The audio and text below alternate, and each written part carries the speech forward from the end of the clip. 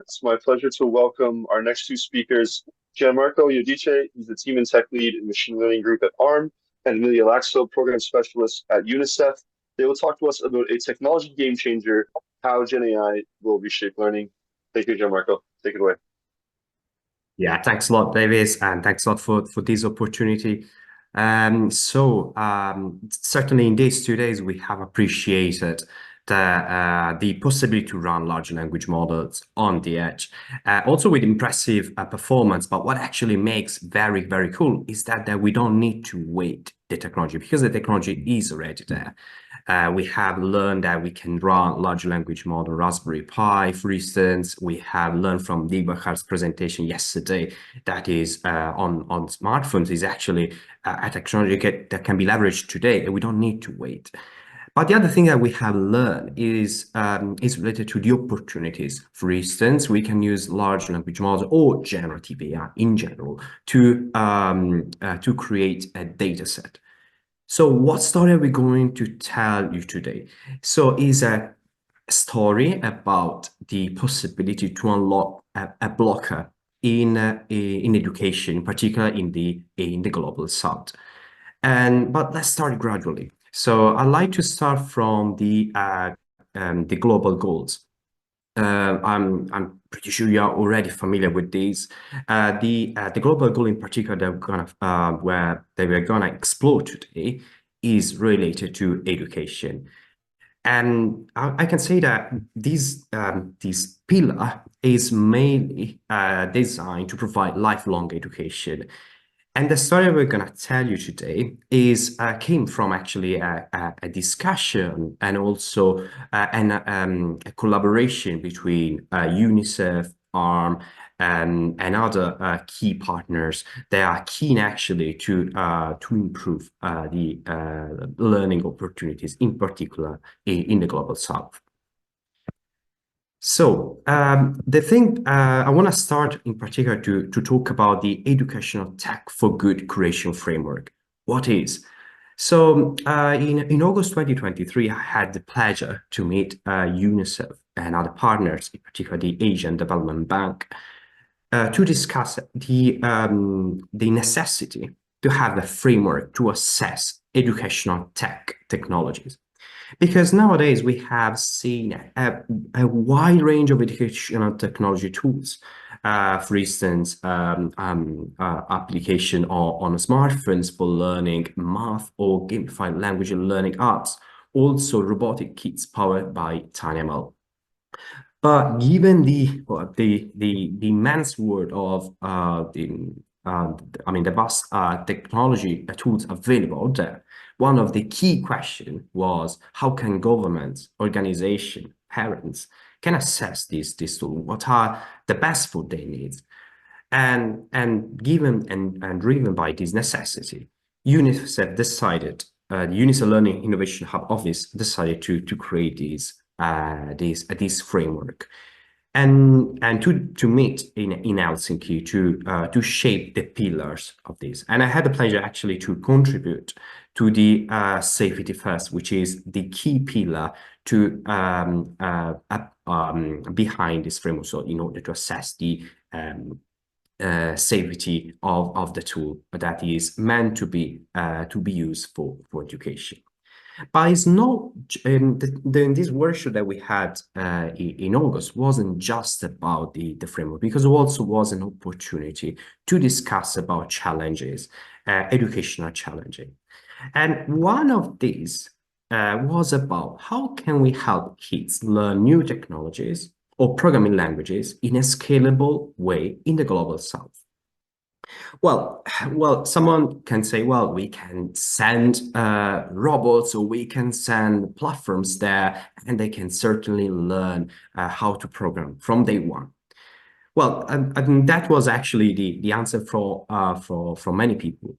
But let's unpack this statement. So let's consider this statement. So let's assume we provide this fancy cool robot in the global south to teach the foundation of technology. Do we really think that this is enough to teach technology? Well, the answer really depends on the person, the educator that is gonna help the kids to learn the technology, because well, we know the learning experience is not just about the tool, it's also about questions and answers, which means that if the educators are not familiar with the technology at all, the robot or platform will not be a robot, but just a toy. So therefore, based on this, we can certainly say, well, this is educators and teachers are indispensable. We cannot replace them. But what is the problem here? So the problem is the scalable way to train teachers in the global south. There are many challenges. And one of these, as you will see later in the second part of this talk, is related to the internet connectivity. Well, teachers, they need continuous professional development as everyone else. But in some countries, this can be extremely, extremely tricky. And so we discussed actually the opportunity for GenAI, because actually GenAI can provide what was missing so far. Because some people could think about, well, we can attach a documentation to a platform, or we can provide explanations, examples. But we need also to remember that the education, the learning experience does not stop on the written materials. It's actually based on questions and answers, in particular between with kids. So therefore, given this necessity, we have started to assess the feasibility to run a GenAI at the edge, not because it is just cool, it's because it's a necessity in some countries. So we need to remember that in some countries, internet connection is not an option. Therefore, we have to assess this technology and understand, are we ready with GenAI? Because we cannot say, well, GenAI will be ready in a couple of years. So if this is the case, the time that we're gonna see this technology in the global south in particular would be definitely we're gonna wait a lot of years actually before seeing this technology there. And we recently, as yesterday, we have seen in different talks and also from different partners, also recently with blog posts, we have demonstrated, for instance, large language models can already run, for instance, on ARM CPUs of many today's smartphones. So without any particular optimizations, you can already achieve very, very high tokens per second, which or even higher. But we need also to remember, for instance, that the human average speed reading is around 5-6 tokens per second. So everything beyond that is absolutely good. So we don't need to have millions of tokens per second, because anyway, what is crucial is actually the user experience, at least, that we need to preserve. And we have also tested in very connected cases. And yesterday we have learned, for instance, on Raspberry Pi. This is just actually a table reporting some of the performance, for instance, we can achieve on large language model for Raspberry Pi 5 using the llama.cpp out of the box. No particular optimizations. And as you can see, well, already without touching or without fine-tuning the performance that we need, in particular for this user experience, is already there. But I want to continue this presentation and give the word to Milja, that is actually going to talk about the why do we need GenAI at the edge. Milja, go to you. Thanks so much, Marco. And yeah, you can just move to the next slide, please. So AI and GenAI is obviously currently the topic in the education industry, as it is in many other industries as well.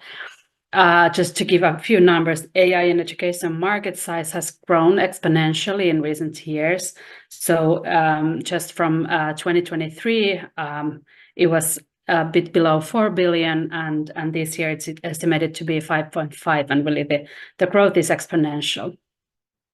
And we're already seeing a plethora of applications, as Gianmarco already mentioned, that really demonstrate that AI and GenAI particularly has huge potential to address some of the biggest challenges that we're seeing in education today.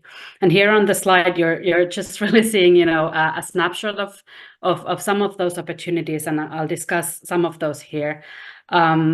First being, education management.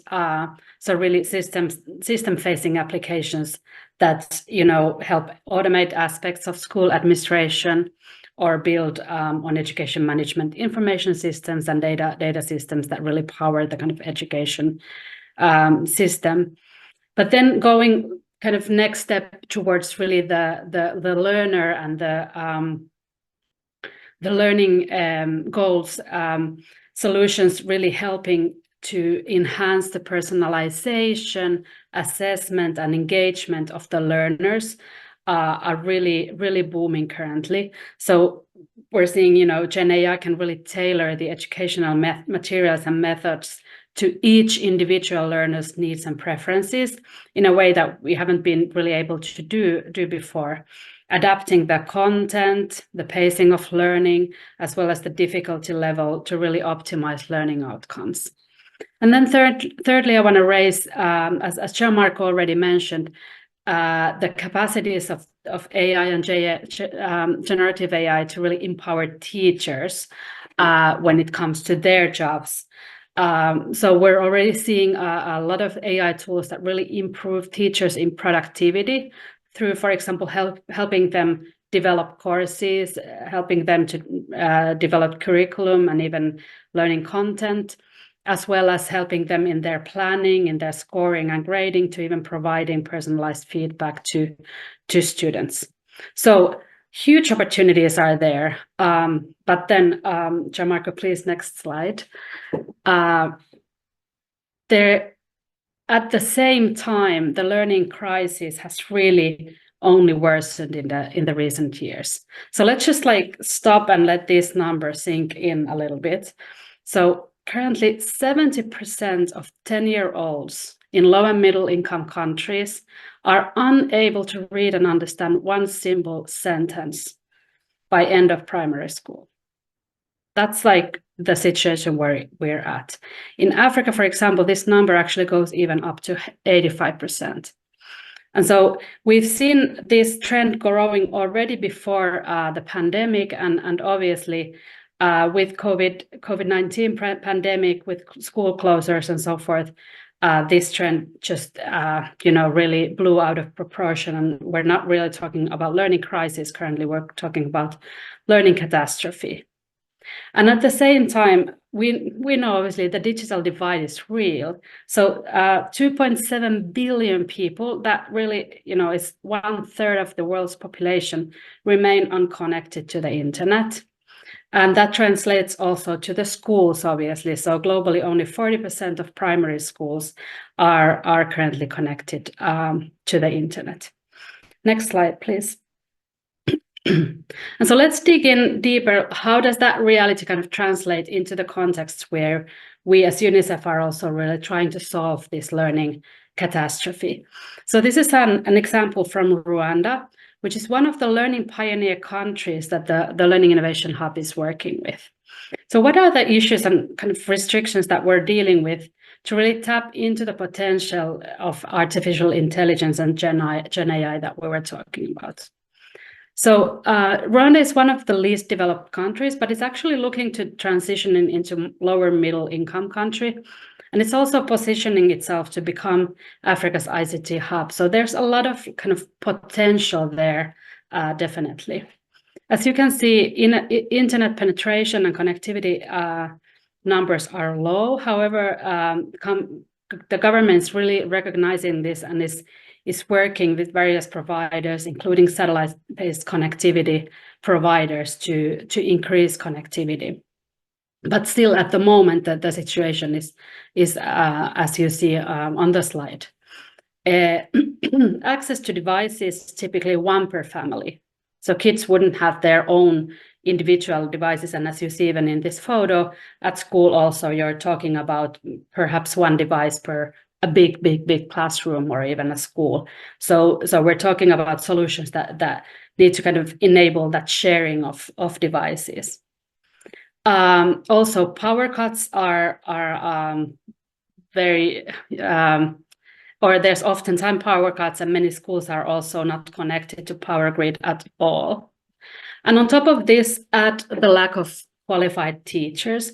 So I think Gianmarco also talked about this. Many of the teachers are not qualified to teach to start with. So they might be, high school students or have that type of formation.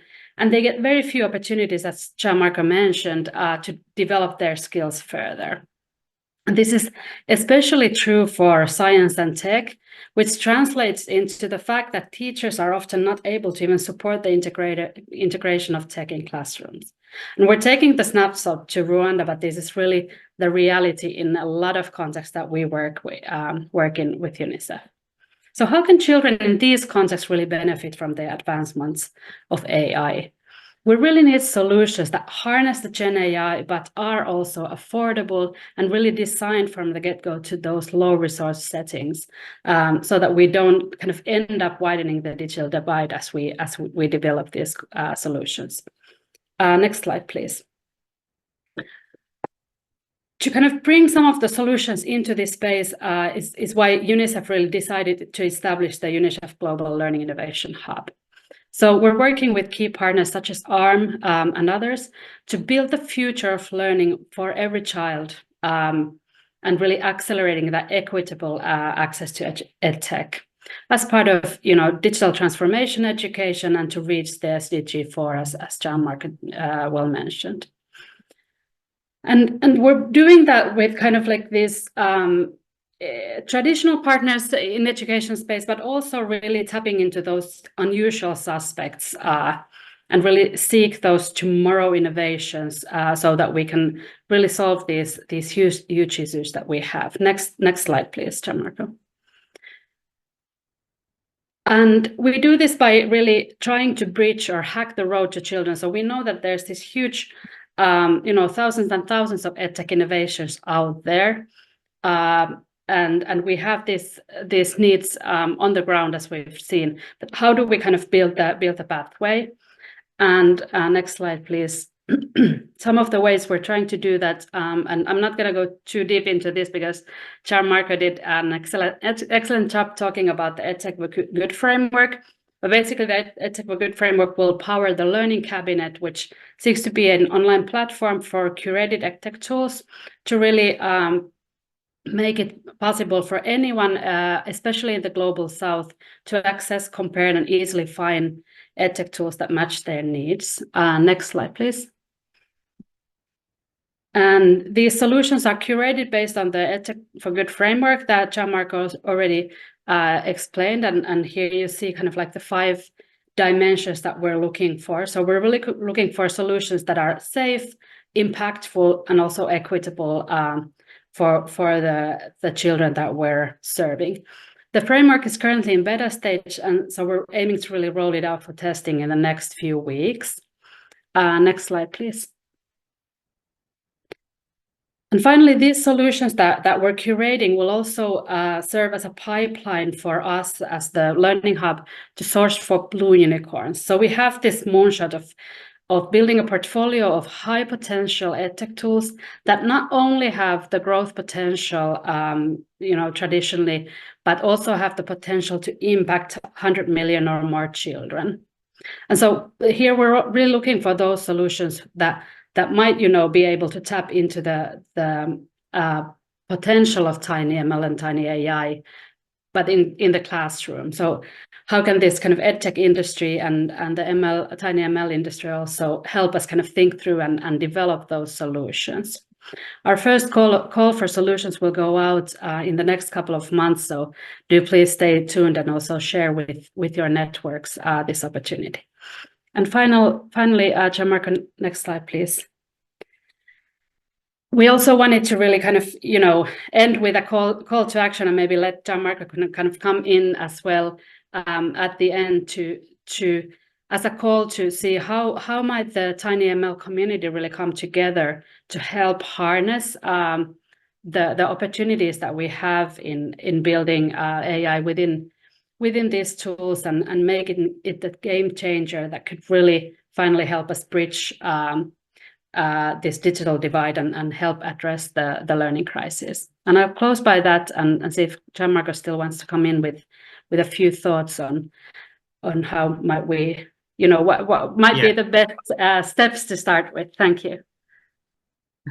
No, thanks a lot, Milja, because it was actually perfect. So the only thing I added, which actually has been added by other presenters, I mean, if we want an open learning, we need also probably open data sets, because this is basically what it makes or breaks these models. And in order to unlock and have this game changer technology, we certainly need probably more open data to create models for improving the learning experience. Fantastic. Well, thank you so much. That was very, very inspiring and very welcome comments. So thank you, Gianmarco, and thank you, Milja, for your presentation. Huge thanks to all of our partners. Wouldn't be possible without you. We have AIZip, Arduino, ARM, BrainChip, Edge Impulse, which is where I work, Embed, Efficient, Greenwaves Technologies, Gravetti Inc., HiMax, ImagineMob, Infineon, Inotera, Nota AI, NXP, P&G, Corvo, Qualcomm, Renesas, Schneider Electric, SensiML, Sony, Silicon Labs, ST, Synaptics, Sentient, and TDK. These are our strategic partners. We also have executive strategic partners, Qualcomm AI Research, who are advancing AI research to make efficient AI ubiquitous, Sentient, who are accelerating your edge compute, making edge AI a reality, and our platinum strategic partners, Embed,